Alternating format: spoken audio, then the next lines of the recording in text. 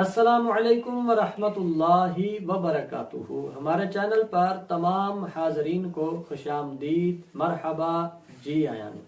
آج کی جو ویڈیو ہے وہ ہے جناب خواب میں شہد دیکھنا کیسا۔ حضرت کرمانی رحمت اللہ تعالی علیہ آپ فرماتے ہیں خواب میں شہد دیکھنا مالوں میں سے غنیمت ہے اور کاموں میں سے نیکی ہے، اس میں دردوں کے لیے شفا ہے اور شہد دیکھنا رزق کی علامت ہے۔ امام جعفر صادق علیہ السلام آپ فرماتے ہیں خواب میں شہد دیکھنا 3 چیزوں پر مشتمل ہے۔ اولاً یہ کہ جو شخص یہ خواب دیکھ رہا ہے اس شخص سے لوگوں کو فائدہ پہنچے گا، بھلائی پہنچے گی اور شفا ملے گی۔ دوسری چیز امام جعفر صادق علیہ السلام آپ فرماتے ہیں اس شخص کو اللہ تعالی مال و زر عطا فرمائے گا۔ اور تیسری چیز آپ فرماتے ہیں جو شخص یہ خواب دیکھ رہا ہے اس کی جو بھی مراد ہوگی اللہ تعالی وہ مراد پوری فرمائے گا۔ یعنی خواب میں شہد دیکھنا یہ بہت ہی مبارک ہوتا ہے۔ ہر خواب کا اپنا پہلو ہوتا ہے، جس طرح کا خواب ہو اسی کے مطابق ہی تعبیر بتائی جاتی ہے۔